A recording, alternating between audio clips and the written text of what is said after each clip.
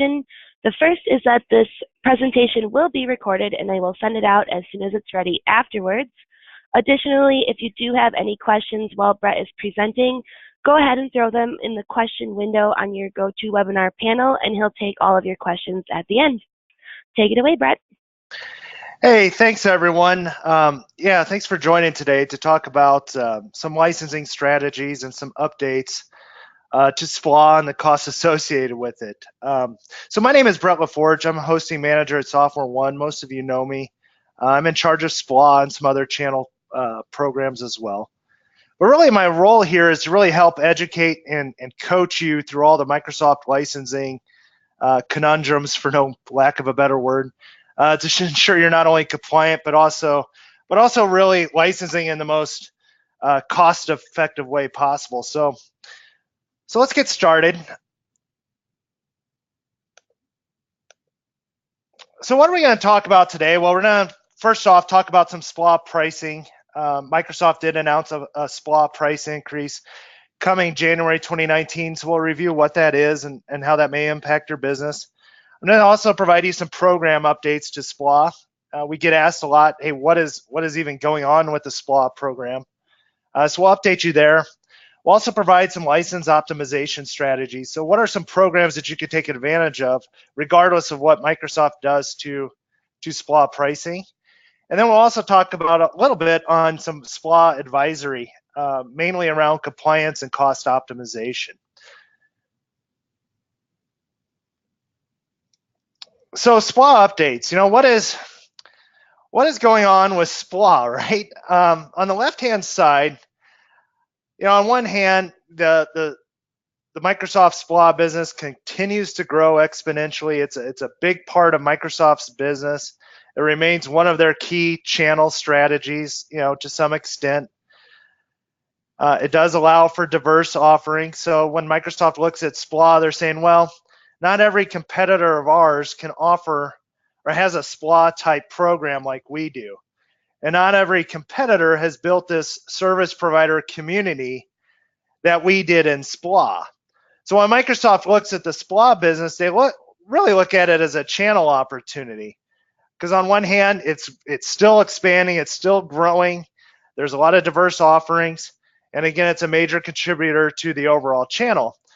But on the right-hand side, where we're talking about on the Microsoft strategy, there is this transition to SPLA to Microsoft Online Services, right? Like how do we go to market? How do we promote our own cloud services parallel to yours? And also to that front, they're adding more and more resources into online services programs and taking them away from SPLA to some extent. And part of this presentation as well is to review some of those price increases. So they're raising pricing for certain programs and making others more attractive. So Microsoft is kind of in an interesting scenario. One, the business continues to grow. They're expanding and everything else. But on the right-hand side, where we're talking about the strategy, it's more, well, how can we promote our own online services? And to that, front, they also recognize that SPLA is extremely complex, and I don't think that's a surprise to anyone, including Microsoft. And when Microsoft looks at the complexity of the program and their reporting, they recognize that not every SPLA partner is 100% compliant. So to them, they're looking at it as well. How much missed revenue opportunity are we not capturing? And so I want to say SPLA is going away or anything like that. Matter of fact, it continues to grow, and Microsoft looks at it as a strategic channel offering as they look at it from a competitor's perspective. But it's also, hey, how do we grow our own online strategy and maybe promote your solutions as well as ours at the same time.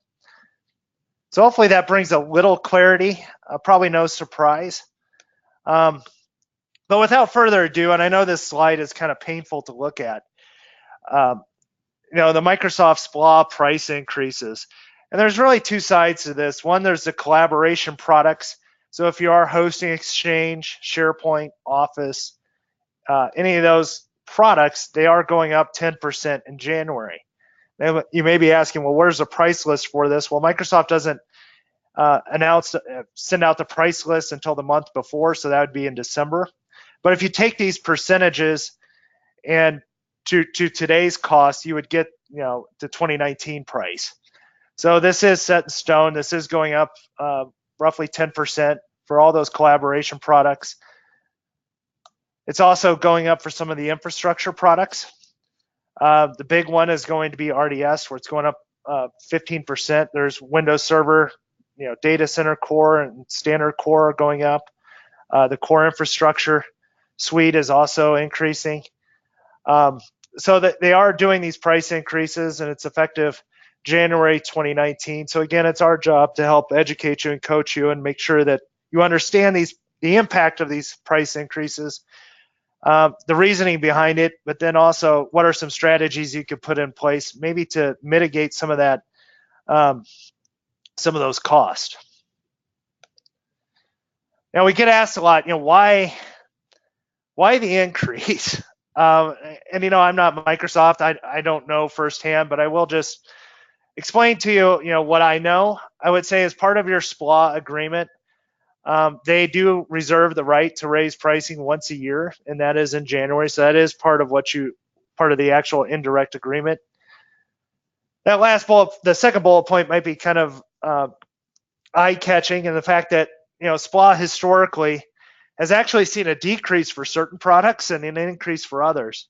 So if you've been in the SPLA program for a long time, if you remember way back in the day, there were Windows Server data center outsourcer SKUs, non-outsourcer SKUs, and the cost for those licenses per processor were roughly $200. So on one side, they decreased the cost for Windows to some extent over time, but it certainly have increased for others. And if I were to put on my Microsoft hat, that would be one of their explanations. They would also say, well, yeah, we haven't had a price increase before last year in a very long time. And some of that's true, but I guess if I were to take off my Microsoft hat and going back to my point about what is happening to SPLA, I would say, yeah, they're trying to focus, in other areas within the business and offering new channel opportunities for the hosting community. The last bullet point, the channel is changing, and I kind of touch on this briefly, the new programs and offerings from Microsoft Online Services. A couple things to be aware of. We get asked a lot, hey, when you sign a new SPLA agreement, keep in mind that you always have to follow the terms within that's available at the time of signing. So in other words, you have to follow so if you sign a SPLA today, you have to follow the SPUR today, the language in the SPUR today. So in other words, like if you're licensing Windows processors before, well, Windows processor is no longer in the SPUR, only Windows cores are in the SPUR. So therefore, when you sign a new SPLA, you have to follow the Windows cores. You can't license by processor anymore. So be wary of that. Be cognizant of that. If you do sign a SPLA, you now license by core instead of by processor. If you're hosting CRM, there's some transition SKUs available. So the old CRM model is going away. So they do offer some transition SKUs, so be aware of that. One thing that is not going away is the SAM and compliancy audits are also on the rise. So, one of our added values to you that we do on the back end is whenever you report your SPLA usage to Software One, we actually analyze that and review it before submitting to Microsoft. So if you notice, like if there's ever a 10% increase over last month's reporting, we kind of want to understand, the reasoning why that's the case. And I get it, the SPLA business, you can true up and true down on a monthly basis. That's part of the program. But we also want to capture any discrepancies before Microsoft does. So just to provide an example, last month you were reporting 10 Office licenses, but this month you're reporting 100. Well, is that a typo, or did you really grow your business by 90 users? So we kind of want to capture that before submitting to Microsoft. That's one way we do it, but doing it that way is also dependent upon the information that you send to us. And so we also created a software asset management. I won't go into too much details on this call, but a software asset management for SPLA, which basically our consultants actually go in and collect the raw data that's in your environment, almost do a mini audit and tie that data into a usage report and say, okay, based off our our service, we're able to identify what you should be reporting each month and compare that against what you have been reporting and almost do a mini audit. So that's called a SAM for SPLA. If you have any questions on that, I'm happy to address those. The last bullet point, we get asked from a licensing side is more in customer related. Hey, if your customer doesn't have software assurance on these licenses, what are your options? And if they don't have SA, the easiest thing to know is, okay, no SA, well, it has to be 100% dedicated environments. And dedicated means, isolated hardware. So just keep that in mind, just a few bullet points when you do sign a new SPLA and some things that you should be aware of. So I'm going to switch gears a little bit and talk about the Microsoft channel strategies. Well, what we're really talking about here is the Cloud Solution Provider Program, or CSP. And I guess there's a misconception. I know a lot of you are aware of the CSP direct offering because a lot of you have signed the QMTH addendum that allows you to basically provide Windows 10 in a virtual environment. If you did sign the QMTH, part of the requirements having a CSP direct authorization. But I'd say, there's a misconception out there that CSP, the Cloud Solution Provider Program, is really a new licensing program by Microsoft. And I would argue it's not necessarily a new licensing program. Like a user subscription license is the same no matter which program you purchase it under. It's really, how do we resell Microsoft Cloud Solutions to my end customers? And again, there's two models. I mentioned the direct program. Where you're selling, you have a direct relationship with Microsoft, you're reselling it directly to your end users, and you're responsible for all the support and everything else that comes with it. And then there's this indirect model, which was basically built from SPLA. So it's month-to-month licensing, it's pay-as-you-go, true up, true down. But the biggest differences are you don't really have to host it. It's Microsoft hosted. It's priced a little bit lower, and we'll go through some of those pricing equations later. And Microsoft is also paying incentives and rebates on top of CSP. So when we talk about SPLA and we look at the direction of SPLA, right? When I mentioned there's new resources being allocated to Microsoft's cloud, when was the last time Microsoft had rebates and incentives for SPLA? Well, it's been probably 10 plus years, where if you look at the CSP model, it's built off SPLA, it's cheaper in cost, and actually they provide incentives on top of it. Well, that's you could kind of see the direction that Microsoft is going. So Software One, we're authorized for both programs, the direct and indirect program, where we're able to help you identify which program is best for your environment. So we're not only SPLA authorized, we're CSP direct authorized, we're indirect authorized, but we're also authorized across all volume licensing programs, which really helps if your end customers have any licensing questions. I mentioned that, hey, what happens if my customer does not have software assurance? Well, some of those conversations we're able to have just because of our experience and being authorized across the different product portfolios. So we're not here to really sell you into one program or the other. It's really, hey, what can you do to help optimize and reduce some of your costs? So hopefully that makes sense. So I kind of talked about this already. This is kind of mapped out of how the program actually works, between direct and indirect. The top part is direct, where you have direct relationship with Microsoft and you're reselling directly to your end customer.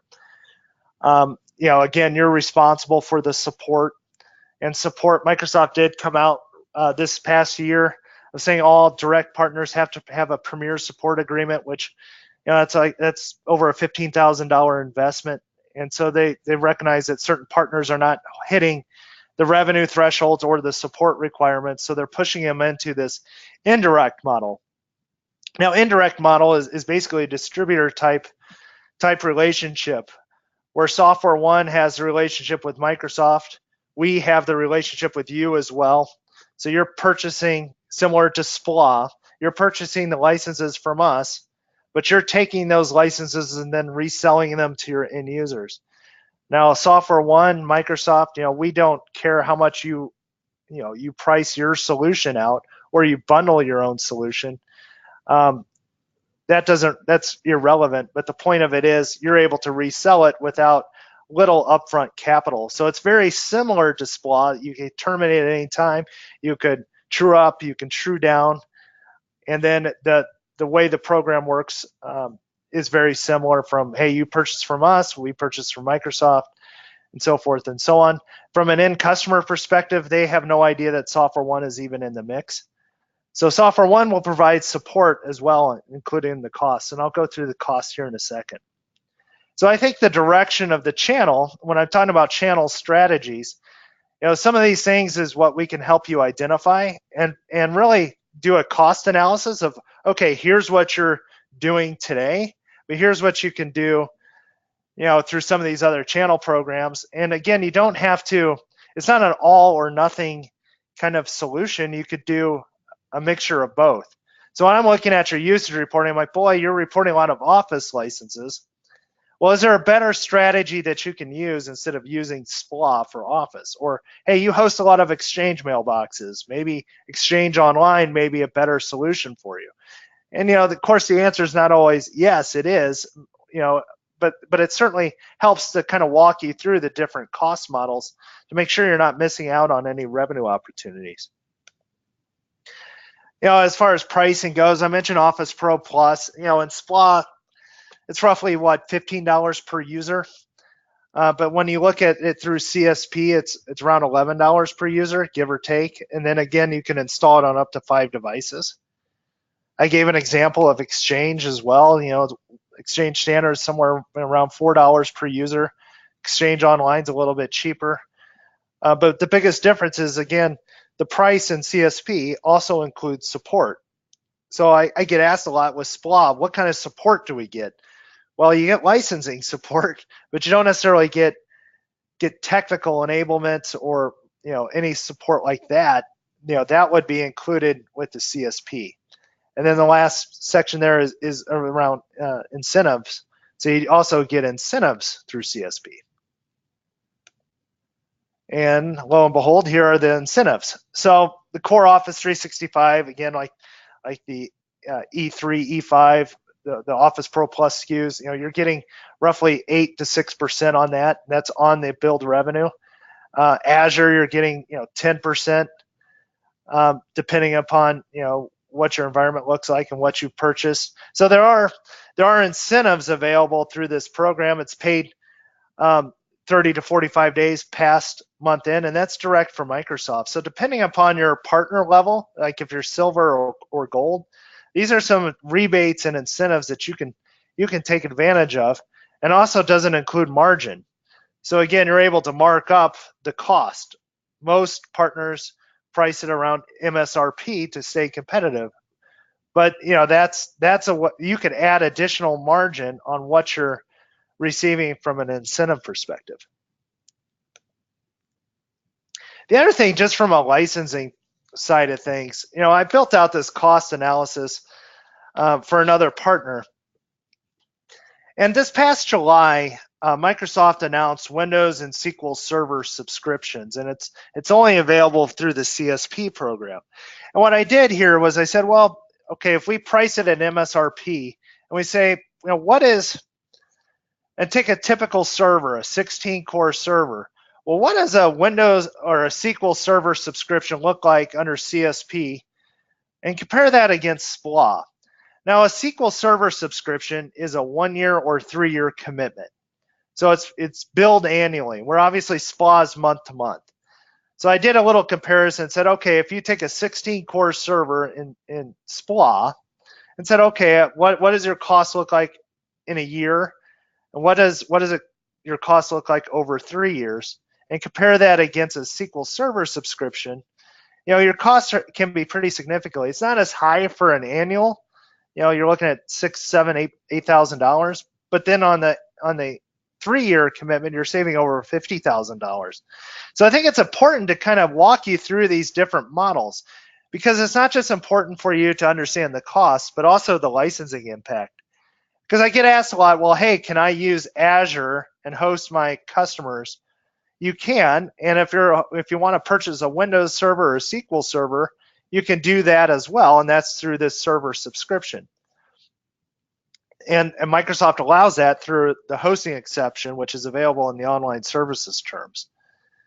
So as long as it's installed in Azure, you can absolutely purchase a Windows and SQL Server subscription and host it for your end customers.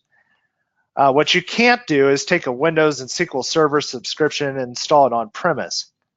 Because as soon as you do, this is the big catch, and where I think a lot of compliancy will result, is because you have to follow the product terms as soon as you license on premise. And we all know the product terms prohibits hosting, which is why SPLA is even in existence. So this is just a cost model I built out. Again, we'll send out the slides so you can have it, but I'd be happy to walk you through it, because I think it's important just to understand, again, what are your different options? If Microsoft's raising the price for Windows Server, well, does it make sense to continue licensing Windows through SPLA? Is there another avenue or source you could purchase it through? So how SoftwareOne can help? Well, again, we're authorized across all 3 channel programs, so SPLA, CSP Direct, Indirect, just to name a few. And so the point of saying that is, it really doesn't matter to us how you purchase it or what program you purchase it under. It's really, are you taking advantage of all the channel incentives, rebates? Are you pricing your solution accurately? And I would say that's our biggest advantage over some of our other competitors who are not authorized across the entire portfolio. We also launched services to assist SPLA partners. Kind of make sense of all this. When just going through that Windows and SQL subscription slide was a handful for me. It was also not just a handful, a mouthful. So part of our services to you, we do offer cost optimization workshops where, hey, what is the best strategy for your organization? And I guess one thing, when you look at comparing CSP and SPLA and some of these other programs, I get asked a lot, well, hey, I just built my data center, so this really doesn't apply to me. But another thing you may want to look at is, well, what are you doing to back up your data center? Are you using another third party? Are you using Azure? Like, some of these programs may still be a viable solution, even if you do have your own data center. So just don't lose sight of that. So some of the cost optimization is including that, making sure you're licensing. Again, I mentioned at the very beginning, you're not only are you compliant, but you're doing the most cost-effective way you can. License as a service. This is an offering in which we help your sellers with Microsoft licensing. So we come across instances where your sales staff are getting asked about software assurance, or we're getting asked about, hey, my customer bought this license, they run Windows 2003, can they still run it in our data center? And this is more helping your sales staff, educating you guys on the licensing, and what are some questions that you should be asking your customers so you maintain compliancy. I think AWS does a really good job of educating their customers on Microsoft SPLA. And I use that as an example because AWS is a SPLA customer. And so they put out a lot of documentation on what are some strategies you can have. What does it mean if you have a customer who wants to license MSDN in our data center, or they want to leverage Windows 10 in our data center, right? They put out some of this pretty neat documentation. And I like to use AWS as an example because, again, they're one of Microsoft's largest SPLA customers. But they also have to follow the same rules that you follow. So I'd use them as an example. SAM compliancy, again, I mentioned, kind of touch on this briefly, the audits and everything else, that's not going away. Matter of fact, it could be a sales strategy for Microsoft, saying, hey, okay, look, Microsoft licensing is complex. why are you messing with this, with the complexities anymore? Maybe you should look at using Microsoft Online Services. But we have a SAM compliancy team that really tries to go in and understand your risk before it becomes a risk, and then help, if there are risks, we help mitigate against them, and that's called SAM for SPLA. We're global, as most of you know, so 90 countries. So if you do procure globally, we're global, but yet we believe in a local presence. So that's why we're in 90 countries, because we have actually people on the ground and able to assist you. So if you're a global organization, we're certainly here to help you, especially if you look at CSP and from a global perspective. There's only one agreement you have to sign with Software One, where some of these other programs, there's multiple agreements. And then little shout out to myself, there's me. So I've been managing SPLA for 12 years, certainly know the program, and certainly here to assist you. I mean, my role isn't to place your SPLA usage each month, right? Like, that's not why I'm here. It's more to understand your business and have a more consultative approach to our relationship than just placing your SPLA usage report, because SPLA by nature is transactional, and I am not a transactional person. So I want to understand your business and how we can help your business expand and maybe take advantage of some of these other programs. Because the last thing I hate it when Microsoft comes out and says, hey, we have a price increase, because first thing I do is sigh, and probably the first thing you do is sigh. Like, what is Microsoft doing to us now? And I would say, well, let's strategize about that. Like, why is there an increase? But then how can you take advantage of that price increase? So my ask is, let's set up some time and review your environment, review your strategy as a company, and maybe uncover some further opportunities. So next steps, plan for the increase. It is what it is. I would say take the increases and compare it against today's pricing, and you'll know your costs. I will not wait till December to get those costs. Set up time, so with either myself or your account team, to review these different channel strategies. And I would stay tuned for future webinars and content. We're building out a marketplace for CSP. So if you're an ISV or you have other solutions, I'd be interested in learning more about what you do and how maybe we can partner together to grow some of your own solutions. And we call that more of a channel as a service. So I'd really be interested in having those conversations. We offer, of course, additional services that want you to be aware of, but also take advantage of, like the SAM for SPLA. And last, I just really want to thank you. Microsoft is never easy. I always say you go on vacation for a week and they may change the program on you, but it's our job to stay in front of it, and certainly want to make sure you're aware. If anything else, the key takeaway from this conversation is, yes, there is a price increase, but let's don't use the price increase. Let's really identify ways we can help optimize against that. So again, thank you all for joining today. If there aren't any questions, I guess we can conclude the webinar. Great. So thank you, everyone.